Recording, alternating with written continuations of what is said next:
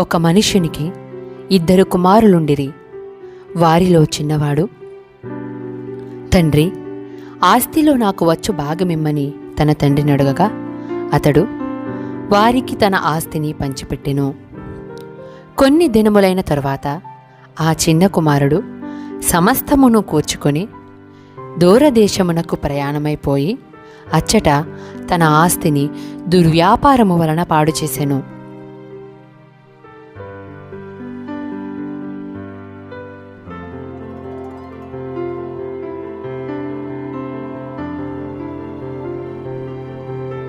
అదంతయు ఖర్చు చేసిన తరువాత ఆ దేశమందు గొప్ప కరువు రాగా వాడు ఇబ్బంది పడసాగి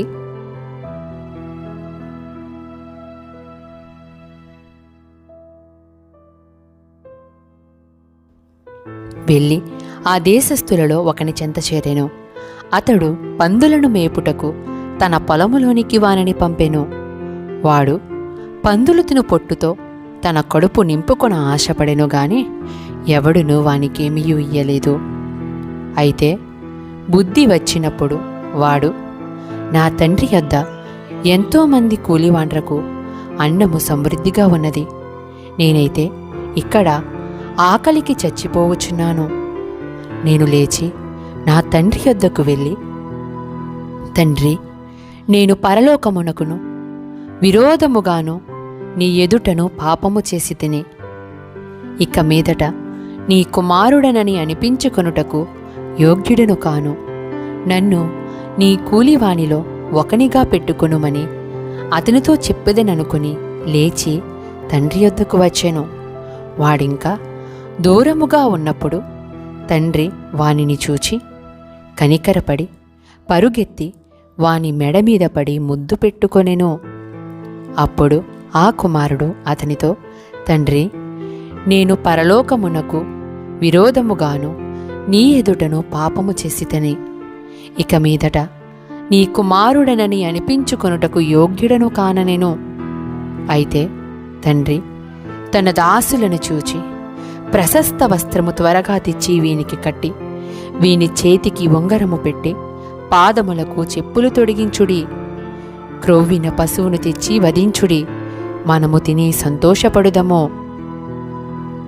ఈ నా కుమారుడు చనిపోయి మరలా బ్రతికెను, తప్పిపోయి దొరికెనని చెప్పెను. అంతటా వారు సంతోషపడసాగిరి. అప్పుడు అతని పెద్ద కుమారుడు పొలములో ఉండెను.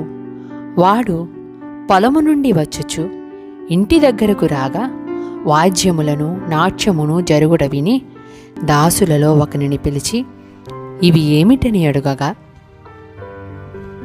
ఆ దాసుడు అతనితో, నీ తమ్ముడు వచ్చియున్నాడు, అతడు తన యొద్దకు సురక్షితముగా వచ్చినందున నీ తండ్రి కొవ్విన పశువును వధించెననెను. అయితే అతడు కోపపడి లోపలికి వెళ్ళనొల్లకపోయెను గనుక అతని తండ్రి వెలుపలికి వచ్చి లోపలికి రమ్మని బతిమాలుకొనెను. అందుకతడు తన తండ్రితో, ఇదిగో ఇన్ని ఏండ్ల నుండి నిన్ను సేవించుచున్నానే, నీ ఆజ్ఞను నేనెప్పుడునూ మీరలేదే, అయినను నా స్నేహితులతో సంతోషపడినట్లు నీవు నాకెన్నడూ ఒక మేకపిల్లనైనను ఇయ్యలేదు. అదే నీ ఆస్తిని వేశ్యలతో తినివేసిన ఈ నీ కుమారుడు రాగానే వీని కొరకు కొవ్విన పశువును వధించితివని చెప్పాను. అందుకతడు, కుమారుడా, నీవెల్లప్పుడూ నాతో కూడా ఉన్నావు, నావన్నీయూ నీవి, మనము సంతోషపడి ఆనందించుట యుక్తమే. ఈ నీ తమ్ముడు చనిపోయి తిరిగి బ్రతికెను, తప్పిపోయి దొరికెనని అతనితో చెప్పెను.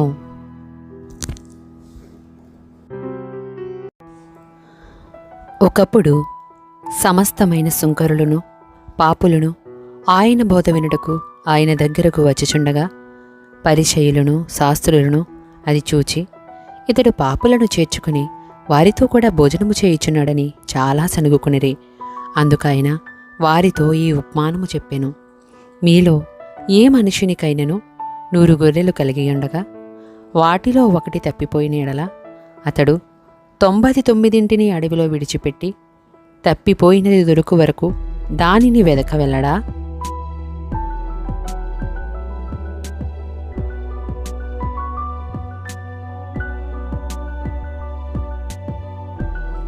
అది దొరికినప్పుడు సంతోషముతో దానిని తన భుజముల మీద వేసుకుని ఇంటికి వచ్చి తన స్నేహితులను పొరుగువారిని పిలిచి, మీరు నాతో కూడా సంతోషించుడి, తప్పిపోయిన నా గొర్రె దొరికినదని వారితో చెప్పును కదా. అటువలే మారు మనసు అక్కరలేని 99 మంది నీతిమంతుల విషయమై కలుగు సంతోషము కంటే మారు మనసు పొందు ఒక్క పాపి విషయమై పరలోకమందు ఎక్కువ సంతోషము కలుగును. ఏ స్త్రీకైనను 10 వెండి నాణెములుండగా వాటిలో ఒక నాణెము పోగొట్టుకుంటే ఆమె దీపము వెలిగించి ఇల్లు ఊడ్చి అది దొరుకు వరకు జాగ్రత్తగా వెతకదా. అది దొరికినప్పుడు తన చెలికత్తెలను పొరుగువారిని పిలిచి, నాతో కూడా సంతోషించుడి, నేను పోగొట్టుకున్న నాణెము దొరికినదని వారితో చెప్పును గదా. అటువలే మారు మనసు పొందు ఒక పాపి విషయమై దేవుని దూతల ఎదుట సంతోషము కలుగునని మీతో చెప్పుచున్నాను నేను.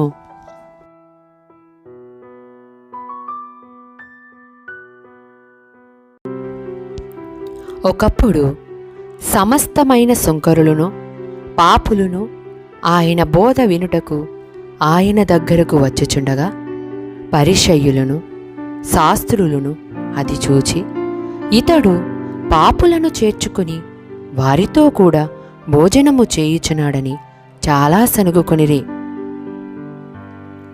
అందుకాయన వారితో ఈ ఉపమానము చెప్పెను.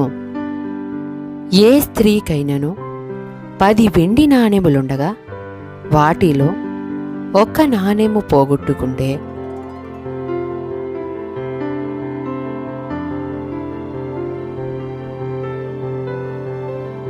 ఆమె దీపము వెలిగించి ఇల్లు ఊడ్చి అది దొరుకు వరకు జాగ్రత్తగా వెతకదా.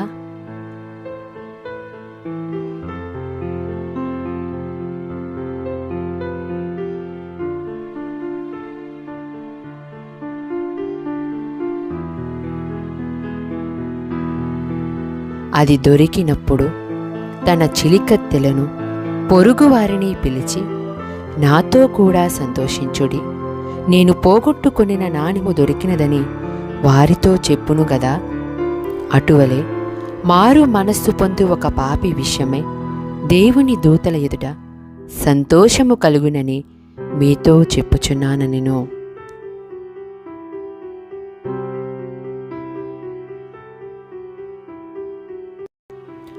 ఒక మనుష్యునికి 2 కుమారులుండిరి. వారిలో చిన్నవాడు, తండ్రి, ఆస్తిలో నాకు వచ్చు భాగమిమ్మని తన తండ్రిని అడగగా అతడు వారికి తన ఆస్తిని పంచిపెట్టెను. కొన్ని దినములైన తరువాత ఆ చిన్న కుమారుడు సమస్తమును కూర్చుకొని దూరదేశమునకు ప్రయాణమైపోయి అచ్చట తన ఆస్తిని దుర్వ్యాపారము వలన పాడు చేసెను.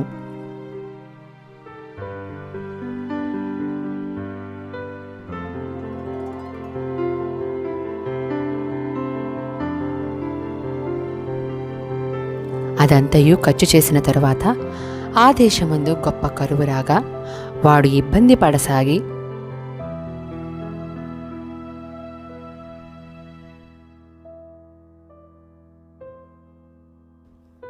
వెళ్ళి ఆ దేశస్థులలో ఒకని చెంత చేరెను.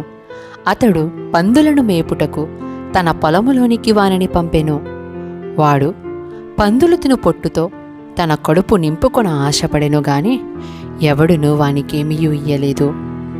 అయితే బుద్ధి వచ్చినప్పుడు వాడు, నా తండ్రి యొద్ద ఎంతోమంది కూలివాండ్రకు అన్నము సమృద్ధిగా ఉన్నది, నేనైతే ఇక్కడ ఆకలికి చచ్చిపోవచ్చున్నాను. నేను లేచి నా తండ్రి యొద్దకు వెళ్ళి, తండ్రి, నేను పరలోకమునకును విరోధముగాను నీ ఎదుటను పాపము చేసి తిని ఇక మీదట నీ కుమారుడనని అనిపించుకొనుటకు యోగ్యుడను కాను. నన్ను నీ కూలివానిలో ఒకనిగా పెట్టుకొనుమని అతనితో చెప్పెదననుకుని లేచి తండ్రి యొద్దకు వచ్చెను. వాడింకా దూరముగా ఉన్నప్పుడు తండ్రి వానిని చూచి కనికరపడి పరుగెత్తి వాని మెడ మీద పడి ముద్దు పెట్టుకొనెను. అప్పుడు ఆ కుమారుడు అతనితో, తండ్రి, నేను పరలోకమునకు విరోధముగాను నీ ఎదుటను పాపము చేసితని.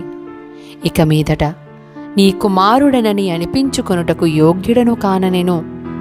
అయితే తండ్రి తన దాసులను చూచి ప్రశస్త వస్త్రము త్వరగా తెచ్చి వీనికి కట్టి వీని చేతికి ఉంగరము పెట్టి పాదములకు చెప్పులు తొడిగించుడి.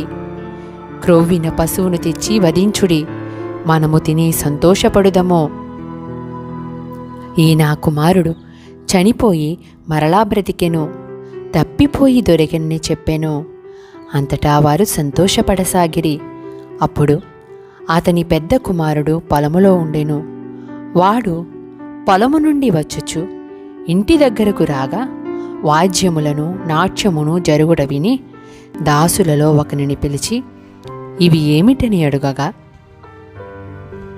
ఆ దాసుడు అతనితో, నీ తమ్ముడు వచ్చియున్నాడు, అతడు తన యొద్దకు సురక్షితముగా వచ్చినందున నీ తండ్రి కొవ్విన పశువును వధించెననెను.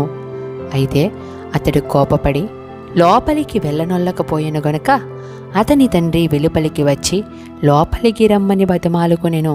అందుకతడు తన తండ్రితో, ఇదిగో ఇన్ని ఏండ్ల నుండి నిన్ను సేవించుచున్నానే, నీ ఆజ్ఞను నేనెప్పుడునూ మీరలేదే.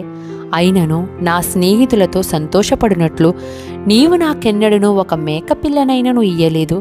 అదే నీ ఆస్తిని వేశ్యలతో తినివేసిన ఈ నీ కుమారుడు రాగానే వీని కొరకు కొవ్విన పశువును వధించితివని చెప్పాను.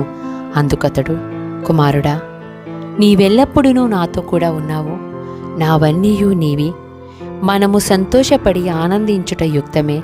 ఈ నీ తమ్ముడు చనిపోయి తిరిగి బ్రతికెను, తప్పిపోయి దొరికెనని అతనితో చెప్పెను.